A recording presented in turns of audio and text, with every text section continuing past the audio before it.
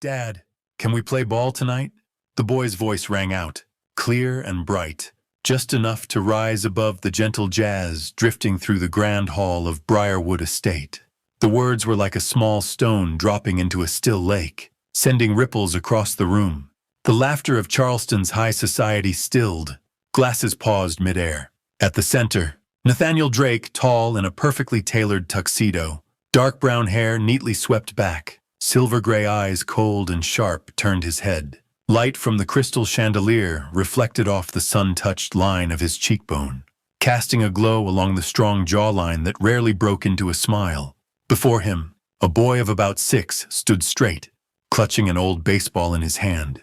His dark brown hair curled slightly at the ends, and under the lights, his silver gray eyes shone eyes that made a few guests glance at one another with unspoken understanding. His worn t-shirt and faded sneakers stood out awkwardly in the sea of gowns and tuxedos. Across the room, Emma Hayes had just stepped out from the service hallway. In her black server's uniform and white apron, chestnut brown hair tied back with a few strands falling against sun-kissed cheeks. Her pale blue eyes, usually gentle, widened in shock as they landed on her son. The silver tray in her hands shook slightly, the crystal glasses clinking together. Just minutes earlier, in the kitchen, the long beep of a smoke alarm had sounded a tray of tarts baked a little too long. The security staff had to leave their posts to check, leaving the east service door ajar. Emma had no idea Lucas had slipped out that way, following the narrow corridor that led straight to the grand hall. Nathaniel's brow furrowed. He leaned slightly forward, his voice low and cold as a thin blade. "Who is this boy?" Lucas didn't step back. He simply looked straight into Nathaniel's eyes. Those eyes the same color. The same light made Nathaniel pause for a beat.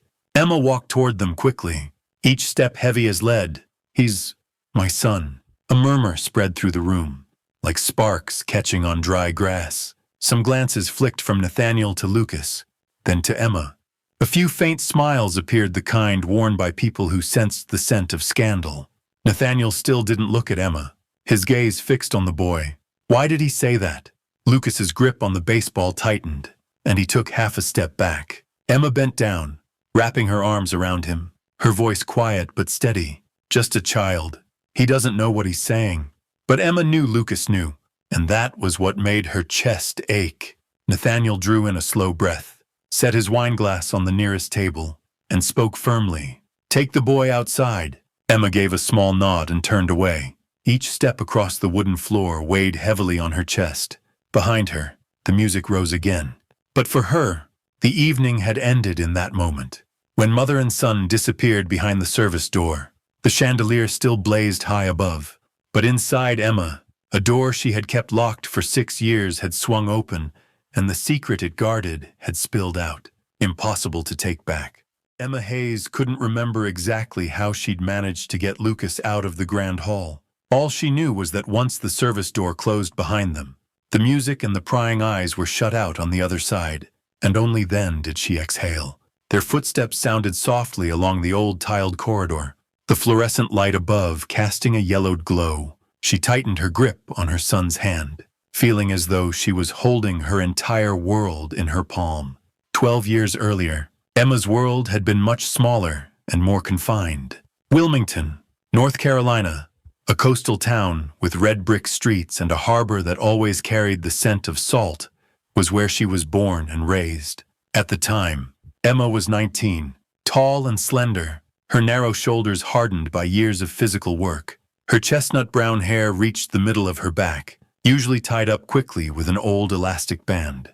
Her pale blue eyes were beautiful, but often cast downward, as if avoiding the gaze of others. Her mother, Linda Hayes, worked the night shift mopping floors at the city hospital. When she came home, she would collapse onto the worn sofa, her white shoes stained with bleach, kicked off on the floor. Emma, having completed her GED, worked part-time at a small diner on the corner, low pay, but enough to help her mother cover the electric bill. Emma had never imagined leaving Wilmington until the day her mother told her, "Honey, you need more than this town. If you don't go now, you'll be stuck here like me." So, one April morning, Emma packed jeans, a few shirts, and her worn-out sneakers into a backpack. She boarded a 4-hour bus ride to Charleston, South Carolina, a bigger, busier city, and also a colder one to those who had no connections there. The first years in Charleston were a string of temporary jobs. Waiting tables at a family diner, cleaning rooms at a roadside motel, folding sheets for a 3-star hotel. Each time she looked in the mirror of her rented room, she saw dark circles under her eyes, hair in disarray, and a uniform carrying the lingering smell of grease. But Emma never gave up. One summer afternoon, while folding towels at the hotel, she overheard a coworker say that Briarwood Estate was hiring. The historic mansion was so renowned that just hearing the name felt distant. White walls, Corinthian columns, and sprawling gardens overlooking the Ashley River. Emma applied, expecting nothing. Yet a week later, she was hired as a server and housekeeper. On her first day walking through Briarwood's black iron gates, she felt as though she'd stepped into another world. An emerald green carpet stretched across the Grand Hall. Crystal chandeliers sparkled overhead, and the air carried the scent of freshly polished oak. Staff moved with quiet precision, each knowing exactly where they belonged. Margaret Cole, the head housekeeper, was the one to welcome Emma. In her 40s, with a sturdy build, cropped gray hair, and sharp eyes that still held warmth, she said in a slow, steady southern drawl, "Rule number 1. We work so that no one notices we're here." Emma followed that rule to the letter. She moved quietly, cleaning rooms, serving at small gatherings, folding napkins into fans. In her black uniform and white apron, hair tied neatly back, she blended seamlessly into the background of the estate. She knew of Nathaniel Drake from magazine photos and whispered conversations among the staff. 6 years her senior, tall, with dark brown hair and silver-gray eyes that people said could silence a room. He appeared infrequently, and when he did, his days were filled with meetings, parties, and sailing trips. Most of the time, Nathaniel was a distant figure, the man in a suit passing down the hallway she was mopping, or a voice carrying from the boardroom as she walked by. Until one early June evening, nearly a year after Emma started at Briarwood, Margaret announced that Nathaniel would host a community barbecue by the river, inviting both staff and locals. The event was held beyond the main grounds. No long carpets or chandeliers, just wooden tables, paper lanterns, and the smell of grilled meat mingling with the river breeze. Emma planned to stop by, greet a few coworkers, and leave early.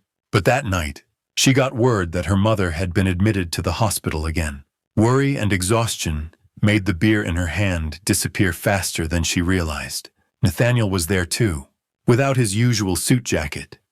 Just a white shirt with sleeves rolled up, chinos, and boat shoes. Lantern light caught the bronze in his skin, and for the first time, Emma saw him not as the cold boss figure, but as a quiet man with a trace of loss in his eyes. They stood together on the banks of the Ashley River, watching moonlight ripple across the water. The conversation began with small talk, then drifted into more personal territory. He spoke of a close friend who had recently died in a sailing accident. She told him about her mother and the night shifts. A second beer, then a third, laughter woven between gusts of wind. The guardedness in both of them eased, and when the night breeze carried the scent of damp wood and sea salt, a moment of weakness drew them closer. The next morning, Nathaniel left Charleston early to fly to New York. Emma, carrying both the memory of that night and the news of her mother's worsening condition, handed in her resignation within the week. She didn't know and didn't want to know that the moment they shared would change everything, because a few weeks later, she discovered she was pregnant, and from there, the story turned to an entirely new chapter. The news that she was pregnant came on an August morning, when Charleston was steeped in the sweltering heat of the South. Harsh, golden light streamed through the thin curtains of her cheap West Ashley apartment.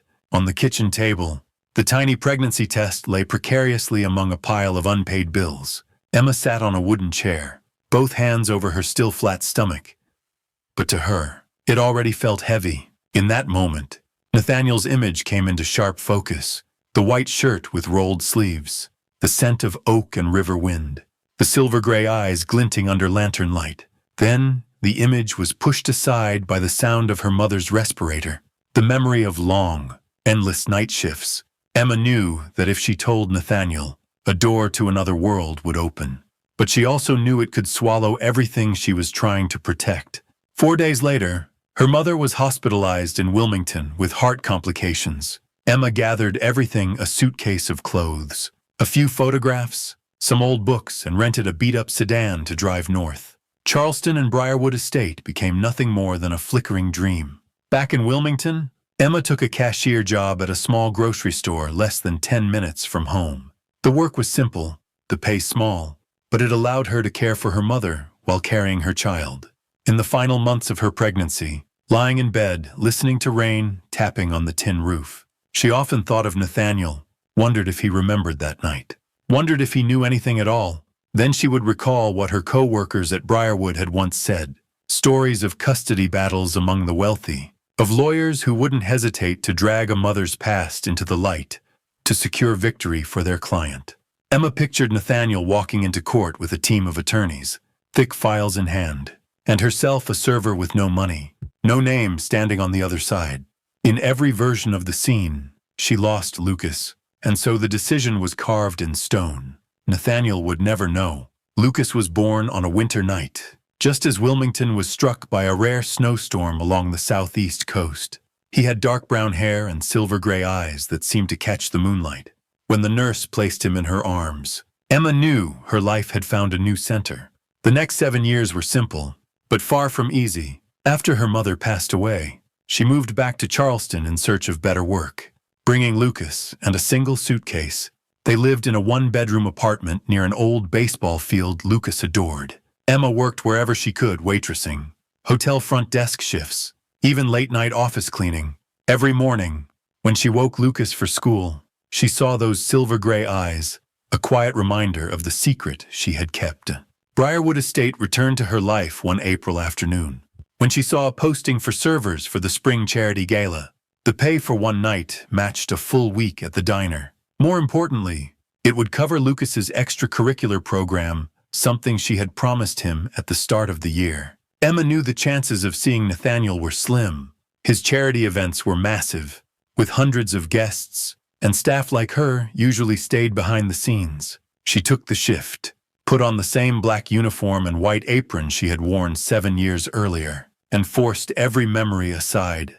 Lucas would stay with the neighbors. Everything would go smoothly. Only that evening, the neighbor called to say Lucas had a mild fever and was fussing for his mother. Emma couldn't leave the event mid-shift, so after a moment of hesitation, she asked them to bring Lucas to Briarwood so she could watch over him during her break. She had no way of knowing that when the smoke alarm blared in the kitchen, Lucas would slip out of the staff room, follow the corridor, and step straight into the grand hall. The boy, holding his old baseball, had spotted Nathaniel in the brightly lit room, and in his mind, the question that had long been waiting finally burst into words. "Dad, can we play ball tonight?" Now, standing in the quiet hallway, Emma heard Lucas whisper in her ear, "Mom, why didn't he answer me?" She bent down, hugged him tighter, swallowing the reply lodged in her throat. "Because sometimes, sweetheart, grown-ups need time to understand things." But inside, she knew the truth was out, and like the Ashley River beyond those walls, once it flowed, it could never run backward. Emma couldn't remember how she'd left the grand hall. Everything felt as if it were moving through a thick haze, the clink of crystal, the whisper of high heels across polished wood, the pounding of her heartbeat in her chest. Lucas walked beside her, his small hand gripping hers tightly. Though he couldn't yet understand everything that had just happened, Emma could feel the unusual silence in him. Across the room, Nathaniel stood motionless, the glass of wine in his hand all but forgotten. His conversation with the cluster of guests had splintered into fragments in his mind. The image of the boy with dark brown hair and silver-gray eyes staring straight into him lingered, haunting. He didn't know why he felt so shaken. Out of the hundreds of faces he'd encountered, no one had ever made him feel as though he were looking into a mirror of his childhood. Clara, his longtime assistant, stepped up beside him, her voice low but firm. "Mr. Caldwell, I think you should talk to her." Nathaniel hesitated. Part of him wanted to ignore it, to push it all aside, carry on with the party, keep everything in its safe place. But another part, stronger, pushed him toward an answer. Emma was stacking empty glasses on a tray in the corner of the hallway when Clara appeared. "The boss wants to see you. Now." The simple words made Emma's knees weaken. She had been bracing for this moment for 7 years, and at the same time, had never truly been ready. Lucas was left in the staff break room with a small hourglass to count the time. "I'll be back when all the sand runs out," Emma told him, keeping her voice as steady as she could. She followed Clara down the red carpeted corridor, past gold-framed oil paintings. Each step, the sound of her flat shoes on the floor, felt like the drumbeat of a battle she knew she couldn't win. Nathaniel stood by the large window, where the light from the garden washed the corner of the room in gold. The vest and tie were gone. He wore only a white shirt with the sleeves rolled up. The lapels slightly creased, a rare sign that he, too, was unsettled. "You know why I called you here, don't you?" His voice was deep, neither sharp nor warm. Emma drew a breath. "Yes. That boy? Is he my son?" The question fell heavy, like a stone into a still pond. Emma felt her chest tighten. Yes. No evasions, no denials, just one word. Enough to change everything. Nathaniel stepped back slightly, as if needing more space to take it in. Why didn't you tell me?" Emma swallowed hard, eyes fixed on her worn shoes. "Because I know exactly what men like you can do to get what they want. Back then, I had nothing but a child growing inside me and a sick mother. I was afraid of losing him, afraid I'd never be worthy to stand beside you, afraid of being pulled into a fight I would lose before it began." Nathaniel was silent for a long moment. His mind flicked back to 7 years earlier, the night after the summer barbecue, when they'd both drunk more than usual, when their conversation had slipped from polite small talk into personal wounds. He'd seen in Emma a kind of unguarded sincerity, something nearly extinct in his world. "I thought—" He paused. Gaze distant that night was just a moment of weakness. "I didn't know it would lead to something this big." Emma looked up, meeting his eyes for the first time. "To me, it wasn't just a moment. But I never came to you asking for anything. I only wanted Lucas to be safe, to grow up without living in the shadow of a powerful but distant father." Nathaniel moved slowly toward his desk, leaning on the edge of the dark wood. "You think I'd harm my son? I think—" Emma hesitated. "That sometimes power makes people careless, and I couldn't gamble Lucas's happiness on that." A faint smile touched Nathaniel's lips.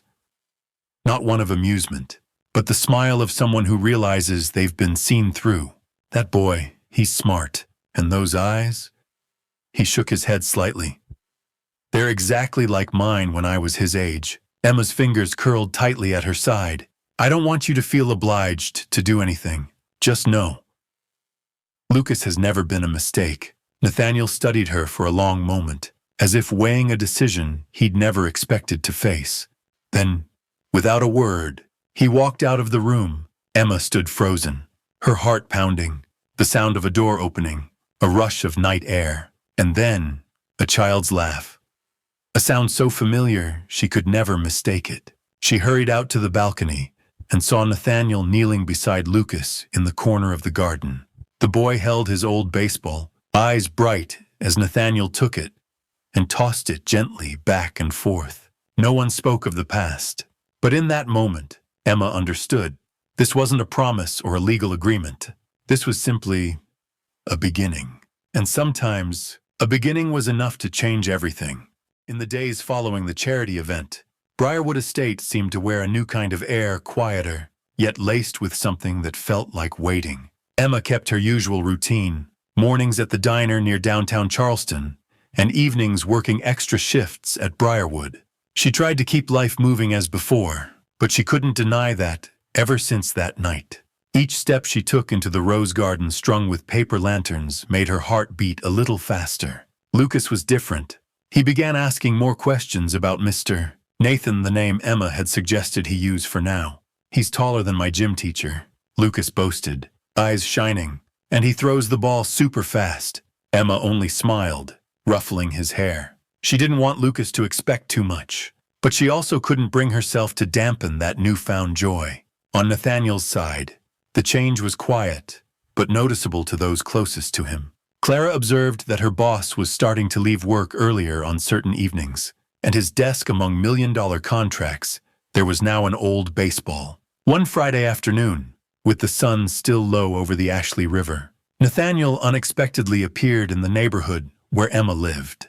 No motorcade, no expensive suit, just a deep blue pickup truck and a checkered shirt. Lucas was playing ball on the empty grass lot behind the row of houses. Nathaniel approached, crouched down, and within minutes, the two of them were tossing the ball back and forth as if they'd done it all their lives. From the kitchen window, Emma watched. The late sunlight slid over Lucas's dark brown hair and caught in his silver-gray eyes, eyes that mirrored the man smiling back at him.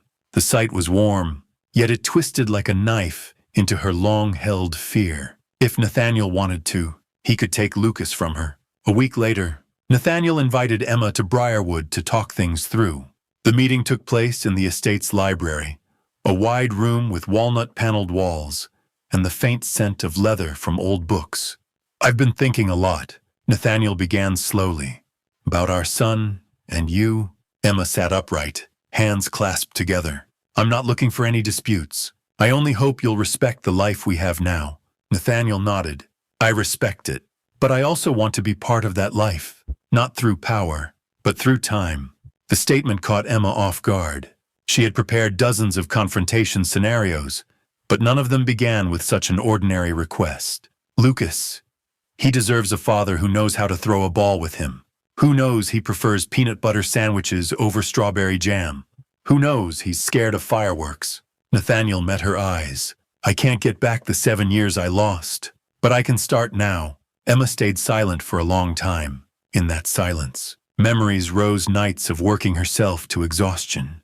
The times Lucas had asked about Dad, and she'd had to change the subject. And threading through those memories came the image of Lucas laughing on the grass with Nathaniel. From that day on, a new rhythm emerged, unspoken, but faithfully followed. Nathaniel would stop by Emma's neighborhood on Wednesday afternoons to play ball or help Lucas with his math homework. On weekends, they sometimes went to the Riverside Park or attended Lucas's school baseball games. Emma still kept her guard up.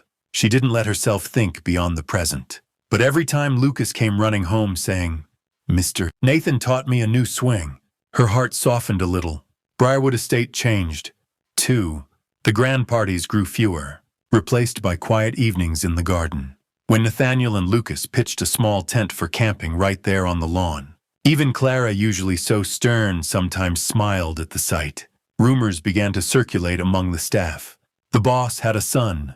No one asked Emma outright, but the way they looked at her had shifted, part respect, part empathy. One October evening, with the maple leaves in the garden turning red, Lucas was playing ball when it rolled near the fence. Nathaniel picked it up, turned to Emma, who was clearing the tables, and said, "I've never told you this, but thank you." Emma frowned slightly. "For what?" "For raising an incredible boy, and for giving me the chance to do the right thing, even if it's late." Emma looked at him for a long time. In that moment, she realized the fear of losing her son no longer loomed as large as it once had. In its place was something else, fragile, but steady, the belief that sometimes people really can change.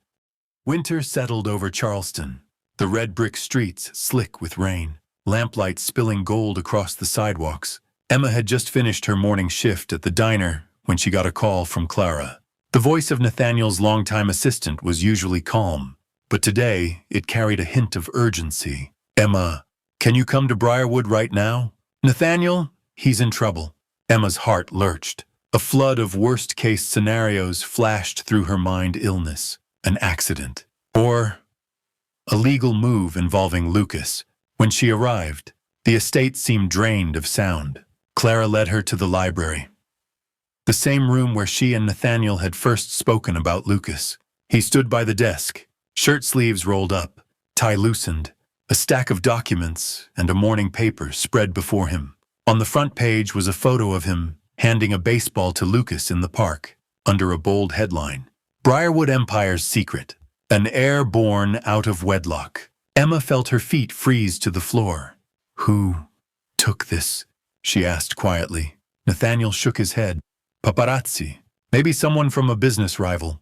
The story's already spread across all the financial news outlets. The board wants me to take a DNA test immediately, or make a public denial. Emma swallowed. Denial?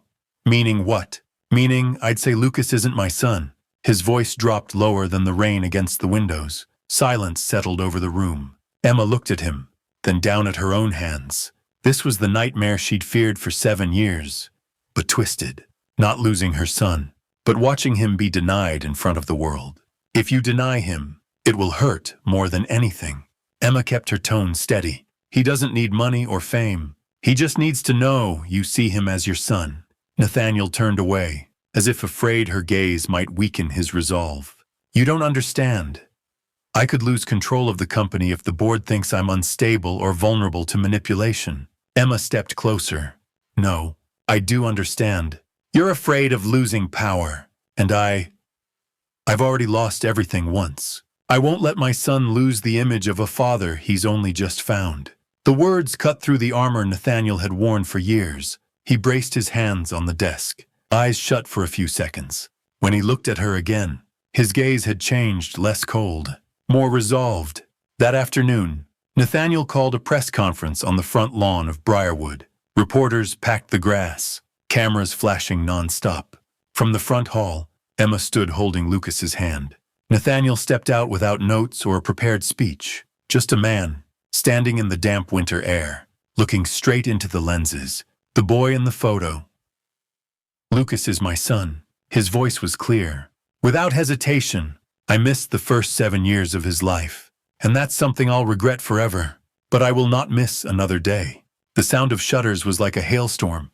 The tense air gave way to a barrage of shouted questions, but Nathaniel simply raised a hand to end it, then turned back toward the house. When the door closed, Lucas looked up at him, silver-gray eyes alight. Dad, can we play ball? Nathaniel laughed, crouching to ruffle his hair. Yeah, tonight, like I promised. Emma stood nearby, blinking back tears as she adjusted her scarf. In that moment, she knew one thing. Whatever the future held, Lucas would not live under the shadow of denial. But the crisis wasn't over. 2 days later, the financial press reported that Briarwood Holdings' stock had plunged. Some investors pulled out, and the board pressed Nathaniel to temporarily step down from his executive role to steady the company. Emma heard it from Clara, her heart sinking. She knew Nathaniel had paid a price, and it was no small one. That night, after Lucas was asleep, she went to find him in the library. Nathaniel sat alone, a glass of untouched wine before him, eyes fixed on the fire. You've sacrificed, Emma began. Nathaniel cut her off. Worth it. If I had to choose again, I'd do it the same way. In the flickering light, Emma saw not just a powerful businessman, but a father for the first time not running from the truth, not putting image above love. Late in the afternoon, the last golden rays of the day filtered through the tall office windows at Briarwood.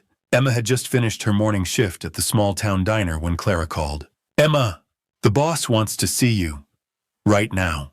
Clara's voice was slow but firm. Emma's chest tightened. 7 years of avoiding the truth, and she knew this moment would come sooner or later. She stepped into the gleaming wooden hallway, each footstep echoing like the quickened beat of her heart. Nathaniel stood by his desk, white shirt sleeves rolled up, tie loosened, on the desk. Beside an open folder lay a photograph. Lucas, head bent over a drawing under the porch, messy hair falling to one side.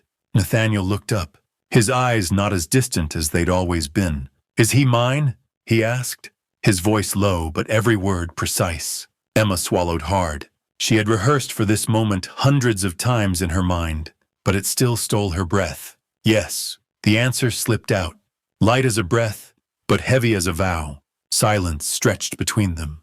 Nathaniel leaned back against the desk, gaze drifting to the garden through the window. I've missed 6 years, he said quietly, and I'm afraid I'll be a terrible father. Emma tightened her clasped hands. I'm not asking you to be perfect. I'm asking you to be present. Nathaniel turned back to her, searching for something in her face. I never thought I'd have to answer this question one day, and I don't know if I deserve to, whether you deserve it or not. Emma cut in softly. That's for Lucas to decide. They stood in stillness a moment longer, The only sounds the ticking of the wall clock and the wind slipping through the window frame. Then Nathaniel gave a small nod, as though settling on a decision. That afternoon, sunlight poured gold across the lawn behind the estate. Lucas crouched near the trees, tracing wave patterns in the dirt with a stick.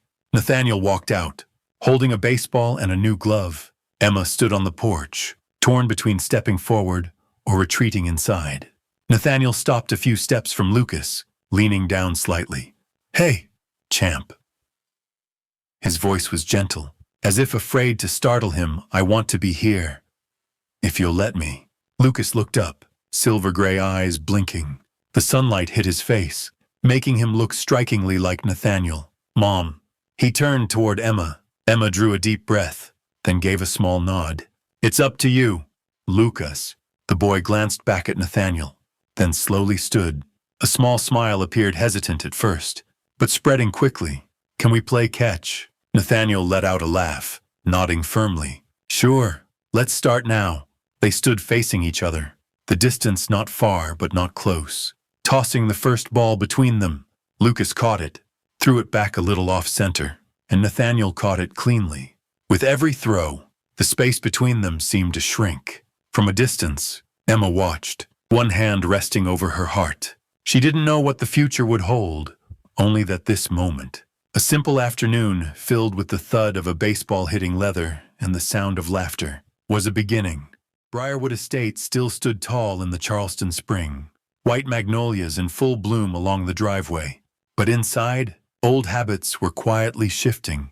There was no official announcement. To the familiar eyes of high society guests, Lucas was still introduced as Nathaniel's godson, a label just discreet enough to avoid gossip, and just protective enough to shield him from prying eyes. Lucas usually had breakfast in the small west room, where the windows opened onto the rose garden. But on days without important guests, Nathaniel let him sit at the long table in the main hall, beneath the golden light of the chandelier, and poured the milk for him himself. Margaret, who had once enforced the estate's rules with unwavering strictness, kept her distance at first. But one morning, Emma caught her bending down to tie Lucas's shoelaces before he headed outside. From that day on, Margaret no longer looked at the boy with scrutiny, but as if she were guarding a new part of Briarwood. Nathaniel, too, began adjusting his schedule. Meetings were arranged so that afternoons stayed clear. He could sit on the wooden bleachers at the park, watching Lucas practice his pitching, or join him in sketching clumsy little sailboats in a notebook. Then one day, the change was put to the test. Clara brought in the file for a real estate deal worth hundreds of millions, a contract that required Nathaniel's signature in person in New York on the exact day of Lucas's first game with the junior league. "If you want, I'll book the flight right now," Clara said. Nathaniel glanced out the window, where Lucas was running laps around the garden, his baseball glove swinging from one hand. He stayed quiet for a long moment, then set his pen down. "Cancel it," he said simply. "If they can't wait one day, they don't deserve to be Briarwood's partners." Clara froze for a beat, then nodded. That afternoon, Lucas stepped onto the field in a crisp new uniform, the number 7 printed on his back. Emma sat in the bleachers, unable to hide her smile, when she saw Nathaniel standing at the fence, hands in his pockets, eyes tracking every move his son made. The game ended in a narrow win. Lucas came running toward them, cheeks flushed, hair damp with sweat. Nathaniel bent down and pulled him into a tight hug for the first time in front of others.